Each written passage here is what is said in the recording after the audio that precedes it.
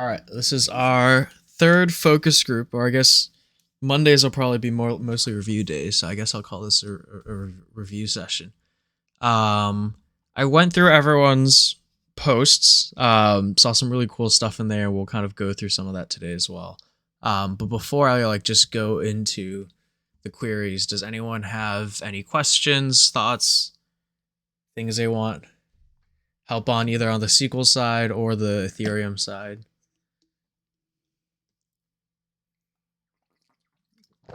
I'll keep the text chat open as well. So if anyone thinks of anything and wants to put in the text chat, feel free anytime. But cool.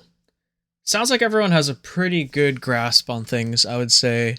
Based on the questions that came in, I think, and we're going to go into like basically both lectures this week are on joins. So I think there's a little bit of confusion on joins. I think my main tip there is just when you're looking at joins, just be careful what like columns you're joining on. Like just because there's two columns that are addresses doesn't mean that it always makes sense to join on addresses. And I think something that's fairly common, we didn't run into it this time, but usually if you join the traces table, on like a transaction hash, you end up with more rows than you expect, right? So let's say I had a transaction that's one row, and within that transaction, there was like 3 traces in it, subtraces for some reason, whatever, some token transfers or whatnot. Then when you join it, you end up with 3 rows instead, right? So I think when you start doing joins more, you're going to end up with these weird situations where it's like, why is my total amount or total balance like 3 times or 4 times greater than I expect it to be, right? Or like why do the balances not make sense? And that's normally because there's something weird happening in your joins. But yeah, and it looks like everyone has a pretty good understanding of case 1 as well. It's basically just an if statement. You just say if something is true, then that column's value should be like 1, for example, and if it's not true, then the column value should be 0, right? And just to kind of add more color here, let me actually fork this. This doesn't just have to be like a single statement, right? You can chain them together. You can say when type equals call, then 2 or something like that. Right, so you could add as many of these as you want, and I saw, I think I saw, who did I see do that? We'll get to it later. It was over here. Oh yeah, I think I saw Anya do it, which is a good example of like, is essentially here she took all of the addresses of the top DPI holders, and I'm guessing she Googled it on, or not Googled it, searched it on Etherscan, and then put the contract names. But yeah, so that's an example. This is a good example of like, all right, you can put as many whens or cases as you want. You don't have to have an else statement if you don't want to. Unless you only have one when. If you only have one when, then you need an else statement. I think. I'm pretty sure. Am I wrong on that, actually? Hold on. Let me make sure I'm not giving false information. Do I get an error? I don't get an error. Okay, you don't need an else statement. It's good for me to know. But yeah, so again, joins we're going to go into more this week. Else case when, like, you're going to end up using this a lot. So definitely get familiar with using case when. And yeah, and as shown here, you can have multiple and or statements inside the when as well. If it gets really long, you might have to use some parentheses, but otherwise, you technically don't need the parentheses here, even if it goes multi-lines. SQL will just read this as one line. Okay, those are 2 of the top of mind things for me to cover. Again, so this is, I think, basically what I saw everyone do in their submissions. They either did the case one kind of within the join, or they did like a CTE of the join first and then they did a case one. Either or is fine. The only reason you might want to use a CTE is just because it's sometimes more readable for people. But in this case, this isn't overly complex yet, so this is fine. In fact, I probably would have done it with just one query. I think if anyone hasn't checked out this dashboard yet, I think this is a great dashboard for everyone to check out. Again, made by Anya. We'll get into more like dashboard layouts and whatnot later, but I feel I found this was like a stellar example of like, all right, what is the percentage breakdown by like unique addresses as well as like total balance of tokens? It's pretty interesting that 35% of tokens are within a contract. I personally would have expected it to be higher, so I'm surprised it's only 35%. The reason for that being typically when someone like in DeFi, typically when you buy a token of some sort, there's always somewhere for you to kind of stake it, essentially, like put that token back somewhere else to generate yield. Usually you don't like buy a token like DPI and just hold on to it, right? Like in typical stock markets you would, right? Like to stock market, like I buy a stock of Amazon, like I just hold on to that. I can't put my Amazon stock somewhere and like lend it out unless I'm like in an institution. But like as a lowly user, as a retail user, I guess as they call it, I wouldn't be able to put it somewhere, right? But on Ethereum, everyone usually has some sort of staking program. I don't think JD is here. I don't know if IndexCoop has a staking program, but at the very least, you can take your DPI token and put it back into Uniswap or any other exchange and generate fees on people who are swapping through DPI. There are some risks involved in that, but like usually that's not that bad of a thing to do. Long-winded way of me saying I'm surprised that 65% of token balance is just being held essentially and not. Oh, I read this wrong. This is what sorry. For some reason, I thought this 35% was contract, but this 35% is wallet. 65% is contract. That does make sense. All right, so my whole 5-minute spiel, somewhat useless, but now I guess reframed. That's why 65% of the token balance is in a contract. Does that make sense to people? Would it be better if I showed an example of what I mean by staking the DPI token?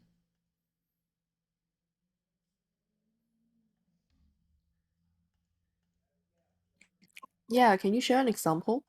Okay, yeah, let me do that. So let's say I'm on Uniswap, right? Let's just connect MetaMask. All right, so let's say I swapped into, let me actually check if I have any DPI. I think I do have DPI actually. Sorry, I'm checking on another screen, my wallet balance. I do, okay. Import. So essentially here I'm just choosing the token. Right now I have 3 DPI. So on Uniswap, I can swap from any token to any token, right? So in this case, I can swap from my DPI back into ETH, or I could kind of reverse it other way around and swap ETH into DPI. All right, so let's say that I swapped ETH into DPI, like just 3 DPI for now. And let's say the transaction mined. What I could then do is I can invest this into, I guess typically they call it a liquidity pool, right? So when you swap through Uniswap, essentially what's happening is people put their own ETH and DPI onto this contract, and they're essentially supplying you the liquidity for your swap, right? And because they supplied the liquidity, then 0.03%, I think, of how much you swap ends up being paid as a fee. Let's see, it should say here. I'm blind. It definitely says somewhere. Price impact. Oh, here, yeah, liquidity provider fee. I think they used to show that as a percent, but sorry, Alex, were you gonna say something? I think I saw your mic. No, sorry. Okay, all good.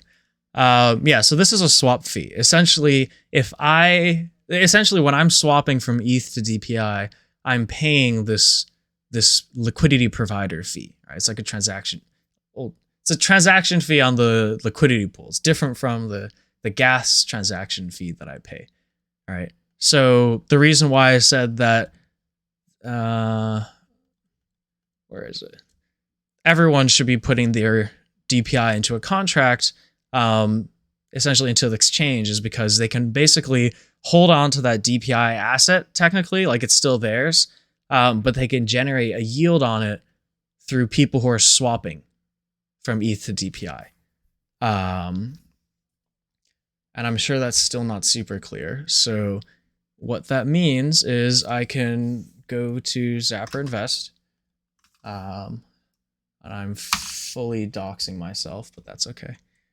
And I'll say, let's search up for a DPI. So I can see, all right, the DPI to ETH pool on Uniswap has 9 million in liquidity, right? So that means that there's a total amount of $9 million worth of DPI and ETH, split 50-50%. And now on the right, there's also a fee APR. So this is essentially, if I put in $100, I would get $15.55 worth of DPI and ETH after 1 year, right? And there's a weekly yield, of course, as well, because honestly, the yearly yields aren't really reliable, just given the volatility of the space. But all I have to do is say, all right, I want to invest, say like all 3 of my DPI in here. And it's going to swap that 3 DPI into 1.5 DPI and 0.12 ETH, right? Because I can't just supply one side. Single-sided liquidity supply is a little more technical. So for now, I have to supply an equal amount of each. And you can see it gives me my estimated income of like, if I put $1,000 of DPI in, I get like 46 cents a day. And my pool share is 0.01% of that 9.5 million number that we just saw earlier. So essentially what we'd expect is, if I look at the query here, you can see that the top holder of DPI, this is just me taking this query down here. The top holder of DPI is this Uniswap contract, right? And I can go to Etherscan and pull it up, and you'll see that I am on the wrong chain. But you'll see that this is a Uniswap v2 contract, and specifically this is the DPI ETH contract, right? So if I zapped this in of 3 DPI, it would go into that contract. And then when I withdraw that back to my wallet, I would get some sort of yield.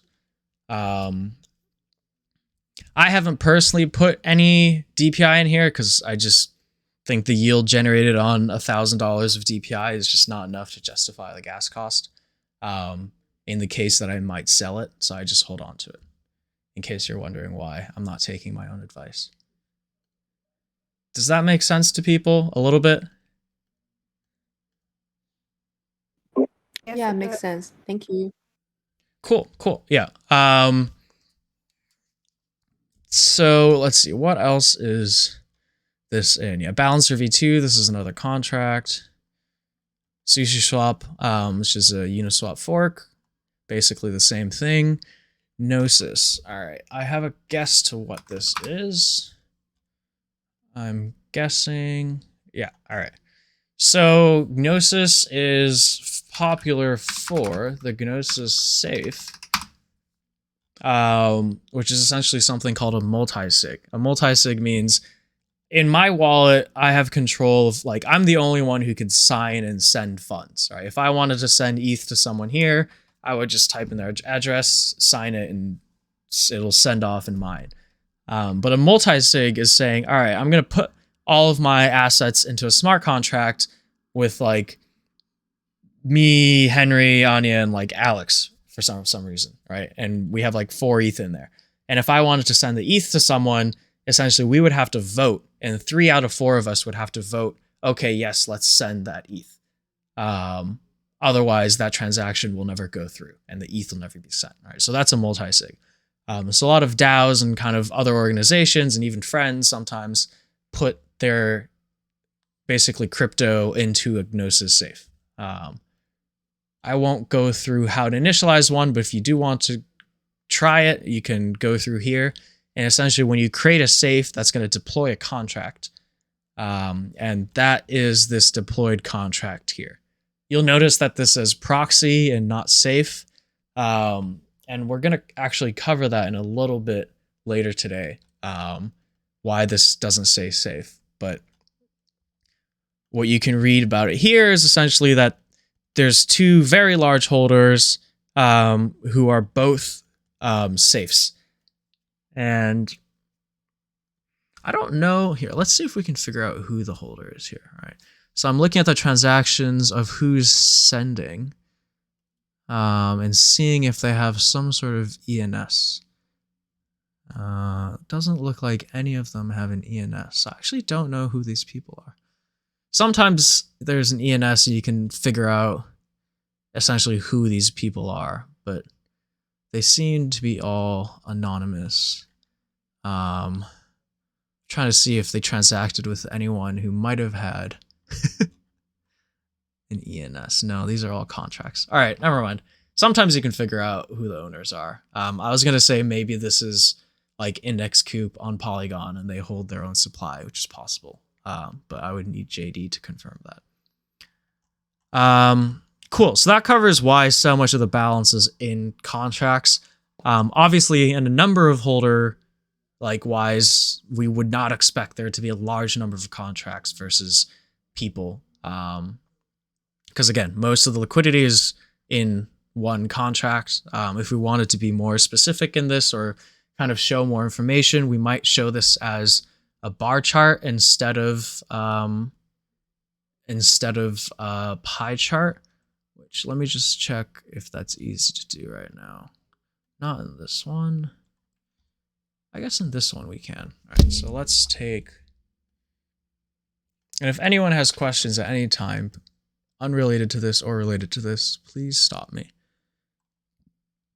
All right, so I'm adding a bar chart.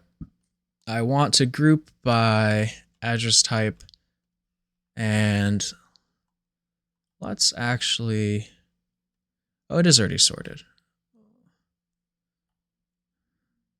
Enable stacking, there we go. Cool, so now I can kind of see like the top holders in like a size-wise manner instead.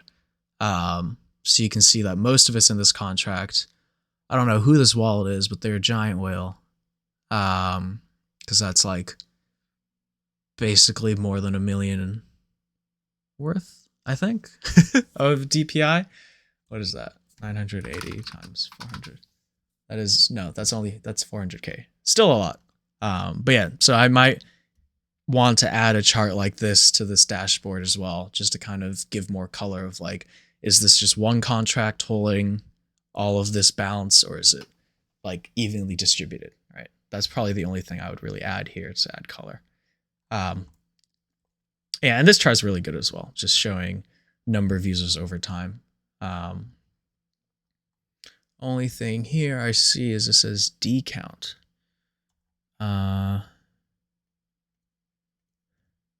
It might have more specific variable naming in the future if I was to do this, just so the hover kind of makes more sense. And in this case, it's like pretty clear what it is. But I might change this to like just address or something in the future.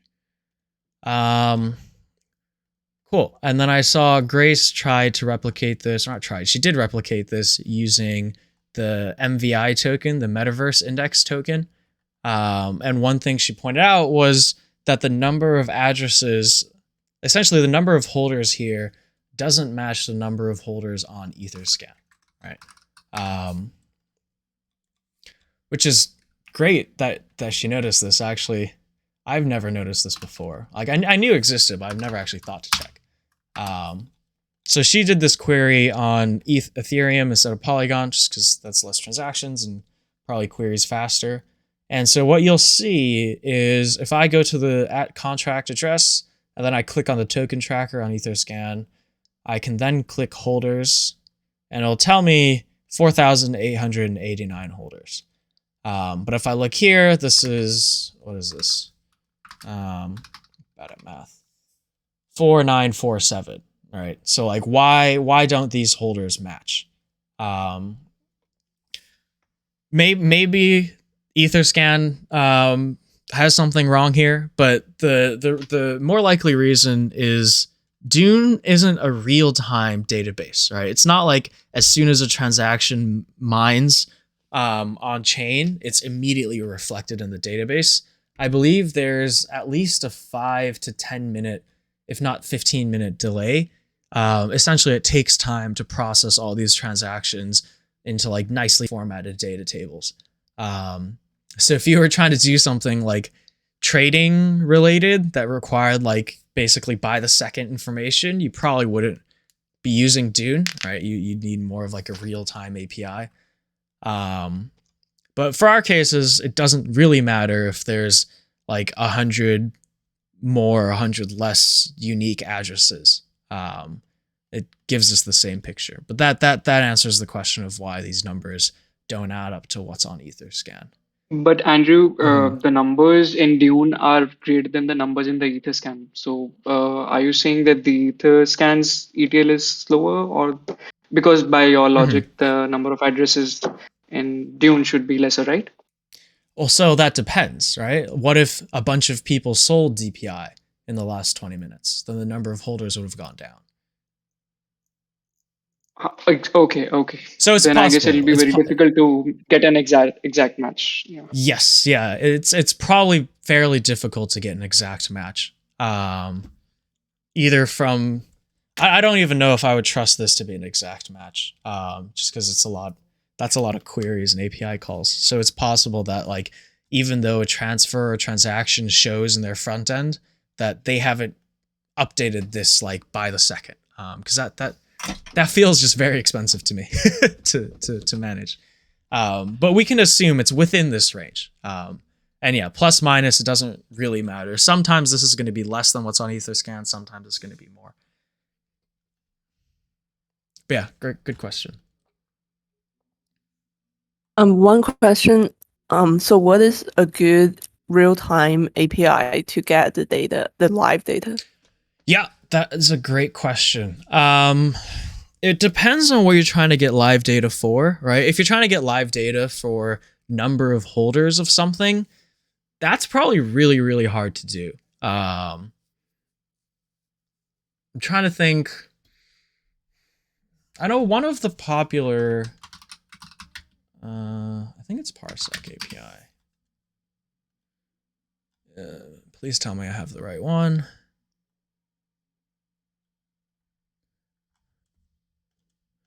NFTs. Is it this one? It is not Parsec. I've forgotten the name. All right, let's go to the other one. Block Native. Mempool Explorer. Start for free. Just take me to the streaming page. All right, so let's do Uniswap. So one of the real-time APIs is Block Native. So Block Native, I'm listening on mainnet, I believe. Let me just double check this is a mainnet address. Yeah, so I'm listening to this Uniswap contract on mainnet, and you can see that these are all of the transactions that are coming in right now. So if I wanted to have like some sort of trading bot that was giving me live updates, then I might use like Block Native's API. Otherwise, for like the lowest latency, you're probably just going to set up your own like Infura API endpoint. And then you would have to set up your own script that essentially reads for events from a certain contract and like tells you right away. That would be probably the most real time. But for the least setup, Block Native is probably the fastest. There was another one. I swear it was called Parsec. Par something. That also gives you kind of this event decoding structure, but it's a little more no code. Because block native technically gives you more data than you need. Because if I pause here, you can actually see that this says pending, right? And you never really see pending in Dune or any other service provider. And that's because block native looks in the mempool, which is like, it's like this queue of data of like transactions that aren't mined yet. So you can see like, oh, someone submitted this transaction. And then eventually when it does get mined, you'll see it say confirmed at some point. One of these, oh, my eyes. One of these will say confirmed, essentially, right? So you could see the stuff from here. That was a bit of a ramble, but yeah, either use block native or just use Infura or Alchemy API endpoints, and they're like very fast to set up as well. All right, if I wanted to set up on Infura, it's literally just like 10 seconds, like create a new project, OurNetwork Learn, and like here's a new like API key essentially, where I could use this and like just do post requests, essentially. And I will put that in the chat for anyone who wants to play with this. Again, this would require scripts for you to specify in JavaScript or Python, like what contract you want to listen to and what event you want to listen to. Very similar to how we do things in here. But if you are interested in setting up a script like that, let me know. I have some stuff sitting around. Let me delete this so I don't get spammed. All right. Any other questions? Or I guess, Nico, did that answer your question? Oh, yeah. Thank you, Andrew. Great. Let me close. I have a question. Yes, go ahead. After last week lessons, I just idea. Can we use Dune to create a snapshot for like AirDrop something? Yes, that record is a great that question. I found. I found is maybe from the lessons next week. Last week we should just on the period of time and not found on the maybe specific block number or some day. Yeah, exactly. Yeah, you could do that. Yeah. So I actually, this is something I did for work where like Mir is the company I work at, and like you can issue NFTs and ERC20 tokens on Mir. And essentially what I set up at the bottom is just like a current snapshot of like who's holding how many tokens of the ERC20 and who's holding how many tokens of their NFT. And essentially I just set that up so I can search up any of our users and just download the CSV and like send it to them. So yes, that's something I think the Dune team Boxer's not here, is he? No, he's asleep. That's something the Dune team is trying to support more, is this like easier snapshot capability. Because right now, if you know SQL, it's not too hard to go in here. And essentially I have like, this is what we did yet last week, right? All transfers in, transfers out. You would just do, if you wanted to do like a snapshot for yesterday or like Halloween for some reason, then you would just do like your block time less than, right, you would have that for transfers in and for transfers out.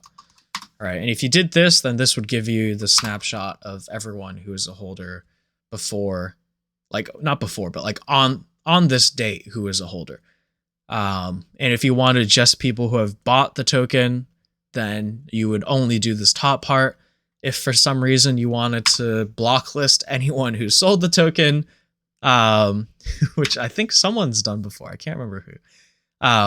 But then you would just check for transfers out. And maybe anyone who sold your token, you just block list them from future activities. This query might actually take a while, so I'm going to cancel it and save my work. But yes, that's how you can use Dune for a snapshot. And I'll link this in here if you wanted to take a look. For snapshots, check last 2 queries. There's a little more complexity than necessary in these two. You could probably build it to just be input and address. I have some extra stuff up here that's like near specific, so you would only need from line 31 down. And you would adjust it here, so you would have like a parameter here for address, essentially, instead of what I had there. You just put this, and then you could type in an address, 0x, whatever, and use that for snapshotting anything. And that would be a cool dashboard project to do if you wanted to set that up. I'm sure many people would love to use that. NFTs are a little more complicated. We're going to get into NFT transfers. We're going to get into NFT transfers a little later, because you can see here I'm tracking who's holding, like, it's how many NFTs they own, but like you need their token IDs as well to accurately do this. So it's a little more complex. In this case, I'm tracking the holders across, I think, 7 different NFTs. But yeah, if anyone is really interested in that, definitely shoot me a message. Sorry, Andrew. I have a question. Mm-hmm. So with this, we can also query and take a snapshot of, say, like if someone hold a token in July, right? Mm-hmm. Yeah. So when I was doing the date filter before, I did date filter for October 31st. You could just change that to like July 10th or whatever. Just make sure you have the same date filter on transfer in and transfer out. They both need. Okay, gotcha. Yeah. You need to make sure that date filters on both.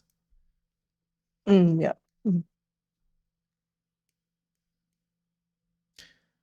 Cool. Any other questions? Otherwise, I will keep going. Can I ask a question actually about one of the queries? Sorry. No, of course. That noise keeps going off.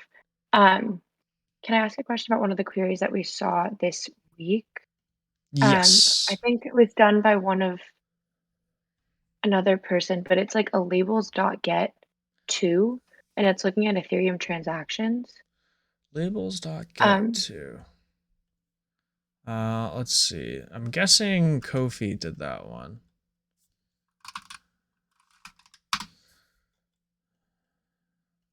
Oh, he's nifty table on here.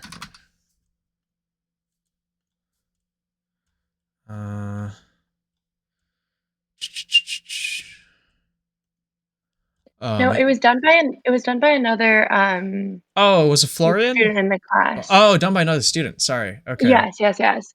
It was, yeah, I was just curious, like labels.get, and then in quotations it was 2. It was from the 2 column in the Ethereum transactions like table.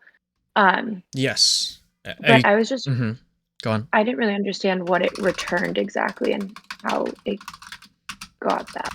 Yes, that's a great question. Are you familiar with what ENS is? Ethereum naming service? Yeah. Okay, good. All right. Then this will be, I can't spell, transactions. Essentially what it's doing is it's checking for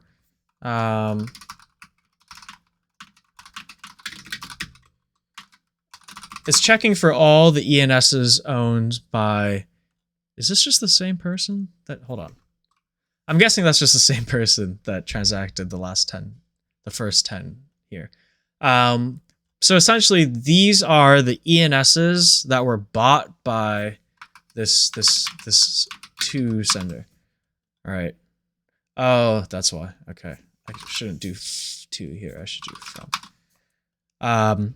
So like, none of these people own. Great. All right. Let's do order by block time descending.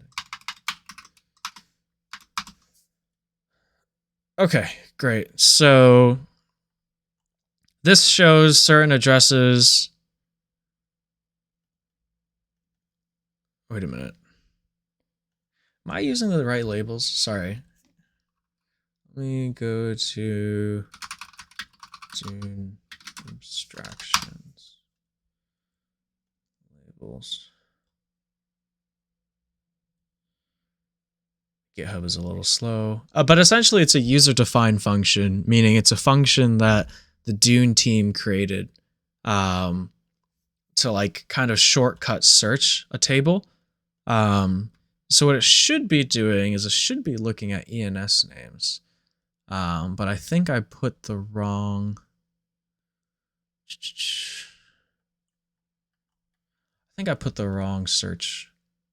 If anyone knows it off the top of my head, please, or my head, your head, please let me know while I search for where I've used this. I've used it here. Okay. It was this one. Okay. This is the function, right? That you were looking at? Yes. Yeah, Yes. that's Okay, exactly yeah. it. So it's labels.get, and then it's searching for buyer for ENS name. All right. So if you wanted to see like what is going on here, you can go into the GitHub repo for Dune where they define the function, right? And you can see that what it's looking for is it's selecting all from this like name service, like the name service registered table, and just returning like what were all of the addresses that name or this owner has minted or bought essentially. The reason why there's these unions is because ENS has a few different controllers and versions. So you have to search for it 3 times. Thank you, Michael. Yeah. Oh, yeah. That's a good point. There's docs link there. But essentially, it's just some query that someone else has done, and you're just getting a shortcut version of it that you can call with this function get. And so this gets me the ENS's own. So this person owns abcbank.eth, aircanada.eth, Austin, Texas.eth, chickensoup.eth, Discovery Channel, Elon. Oh wow, okay. This person bought a ton of ENSs. But that's what that function is. The function is defined in the repo. And Megan, who's not here, she actually did a write-up of a function she defined. So that'll be good for everyone else to read, similar to above. This one is just defining the event decoding we did last week. It's a simpler version, but it's the same thing. So, is that helpful? Does that clear things up? Yes, thank you so much. Great, good questions. Now someone was asking if this can be indexed. I think you just do that. You can't do that. All right, never mind. I think it is selected as. Someone was asking me how do I select just the first one from that function. I swear there has to be a way to do it from inside the function, but I guess if not, I should be able to index it this way, I hope.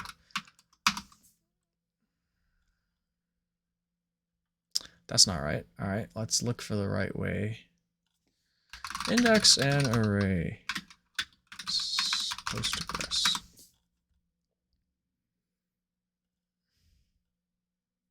I don't want to read their documentation.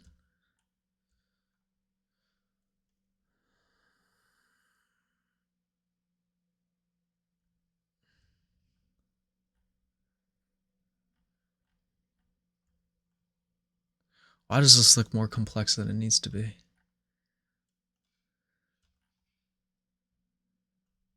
Oh, it's trying to create an index on an array. Select. But what I meant there is like certain columns in SQL are known as index columns. So sometimes people like to add indexes on specific elements or specific columns. Select an element from array. Someone give me a helpful answer. I can do this. But I have to start with 1, it looks like.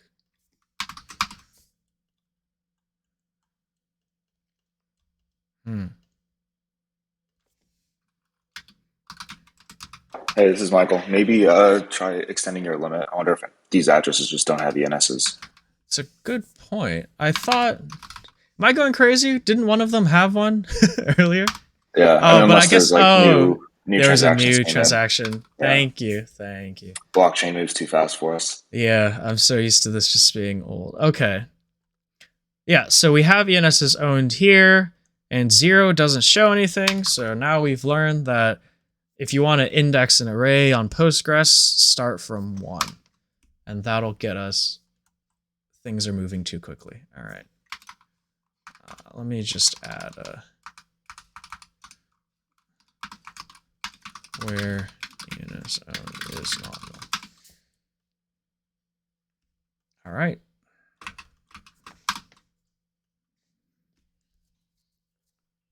This might take a little longer. This is definitely going to take longer. But yeah, so we can index with 1 instead of 0. And that'll work. Cool. Yeah, so here you can see that it just takes the first one of any of these, if there are more than one. Oh, Raihan showed up here. Here, Raihan. That's funny, he's transacting right now. Shouldn't he be at a party? Okay, so that is that. So now we've covered, I think that was most of the questions that were asked in the last,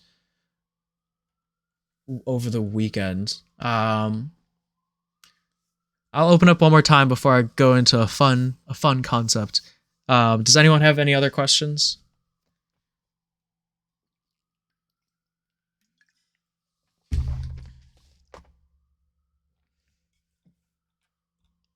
Okay, cool. Awesome. Great. Thank you for all the great questions, everyone. I think it makes the class better, makes me less lonely. Right. Oh, there was one more thing I wanted to cover. I think Anya was asking if there's a way to get contract names from the address, and you could use ethereum.contracts, and if it's been decoded, then it'll show up here with a name. All right, so we could have gone through here, and instead of doing a case one, we could have tried to do a left join on ethereum.contracts, but Uniswap would still not have shown up, and neither would Gnosis. And that's because these are factory contracts, and that is the last concept I want to cover today, because I think those are that's like probably one of the most confusing concepts on, I'm on the wrong chain. One of the most confusing concepts on Ethereum is how factories work and how proxies work. And you're definitely going to run into it more and more as you work with contracts and try to decode contracts. So essentially, one way you can think of things is Uniswap. Here, let me go to Uniswap's documents. Uniswap doesn't store everything on a single. Oh, they've improved their documentation. Cute. Let's see, factory. Uniswap doesn't store everything on one address, right? You can't. It's not like all of these different pairs, like DPI ETH that I was showing earlier, sit on one address. On one address, they actually all get created from a factory. All right, so you'll see that they have a factory contract. Why does it not? Okay, maybe the docs still need some work. I can't. How's anyone supposed to read this? Okay, so these are my version. So this must say version 2. One of these must be version 3. No, that's version 1. Sorry. Version 2 must be the top one. It's not. All right, screw it. So essentially, code's a little different version to version, but essentially what you have is you have a factory contract from which new pairs can be created.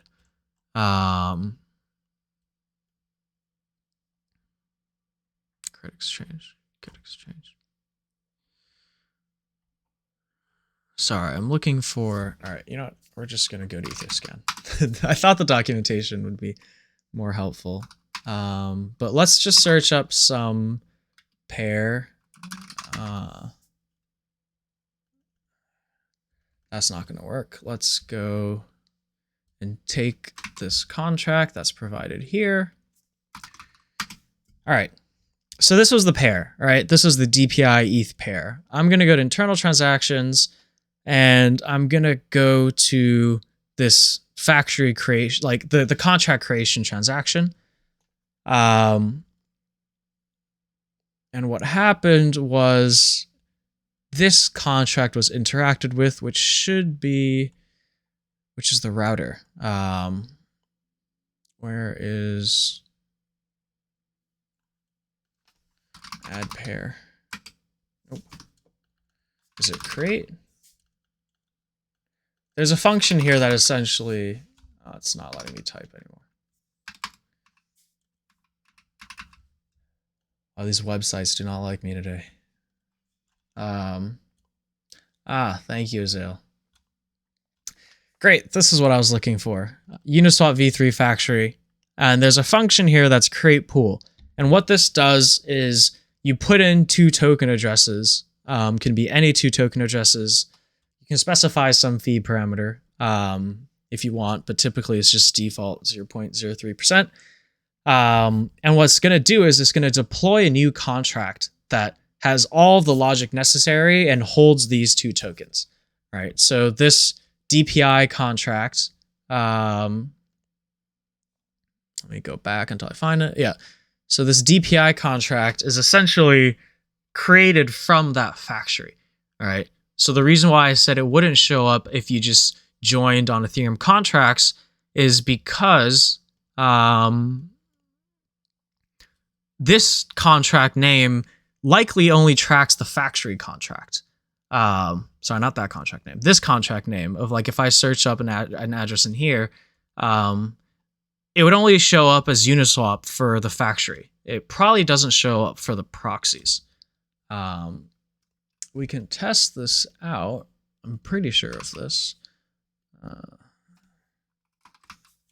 Oh wait, I need to be on Polygon.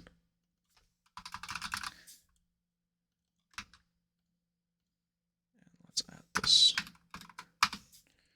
All right, so let's run this. Oh no. Maybe it does have to be on L1? No results, yeah. So proxies shouldn't be on that decoded contracts page. There's a different way to track proxies, but essentially what you have here is a factory that creates and deploys new contracts, right? So it'd be a lot of work if everyone, like, every time someone had a new pair, had to go and find the code and, like, deploy it themselves, right? So factories just make it really easy to deploy it from just calling, like, so basically from submitting a transaction through MetaMask.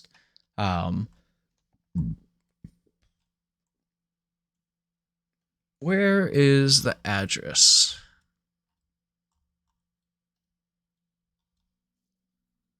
Sorry, I'm looking for deployments. Okay. For updated deployment addresses, see the repo. I would have expected the address to just be here, but all right. So this is the address of the factory. So I can go into here. Let me actually paste this in to the chat for anyone who's curious. So I can look here. I can go to the contracts. I can write to the contract, and I can create a pool right here. I could write this in, and okay, fine. Let's connect to Web3. All right, like if I wanted to, for some reason, I could just do this. All right, I need to put some address. All right. 01. All right, I can't do it. Let's do like 100.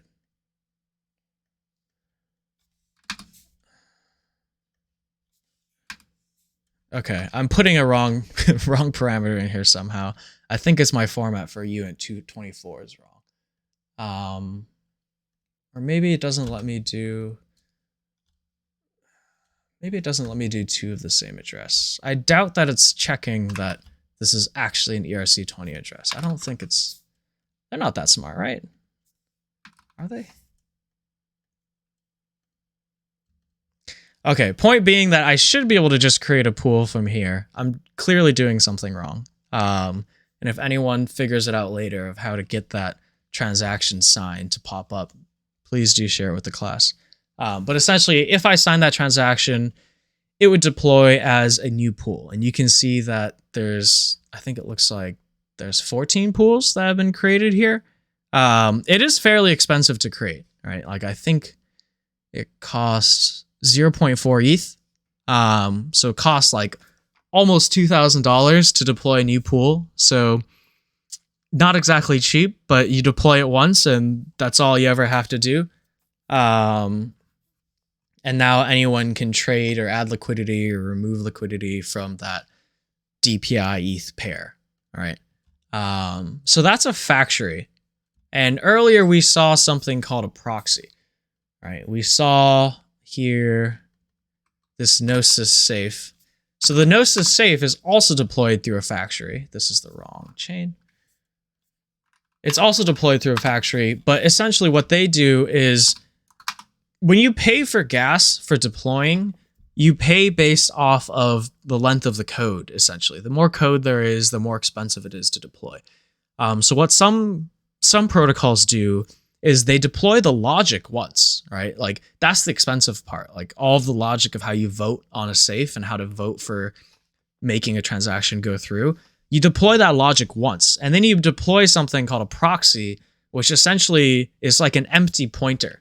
It has its own storage, like it has its own data, right? Clearly it has its own data of like how many tokens it is holding.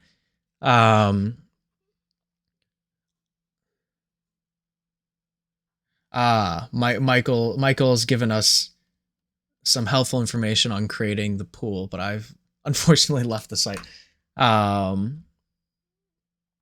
Essentially, you have to put in multiples of 1,000, so 10,500. Okay, that's helpful.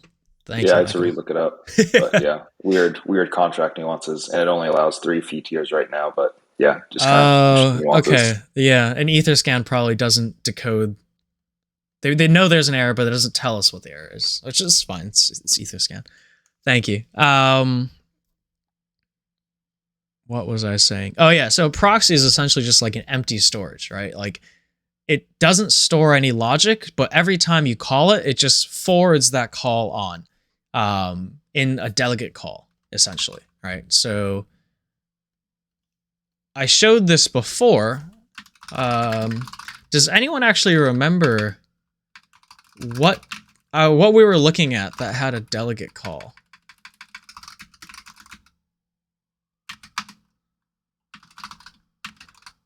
If not, that's okay. It was the USDC contract. And that's because USDC uses a proxy. It uses a proxy logic. Did I spell something wrong here? Trans. Oh man, I must be getting tired. Let's see. Oh, I spelled it wrong. No from. Really?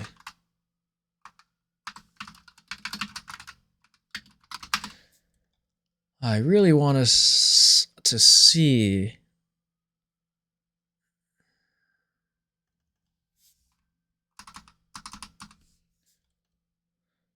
That's interesting. That means that someone deposited into this contract, into the safe, but they've never signed a transaction? That's not right. That is definitely not right. All right, let's see what's going on here. No, there's definitely transactions. All right, let me just take this hash. I don't know why nothing was showing up. But if I take this transaction hash.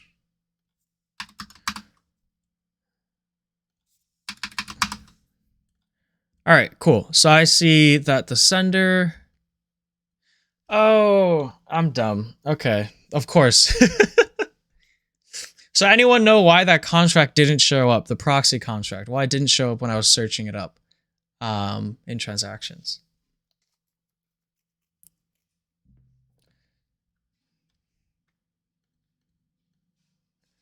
So the reason it didn't show up is because a contract can't sign a transaction, right? So even though the contract acts as a wallet, there's someone who is the final executor or voter of a transaction and votes, yes, I want to transfer, or like, yeah, buy DeFi Pulse in this case.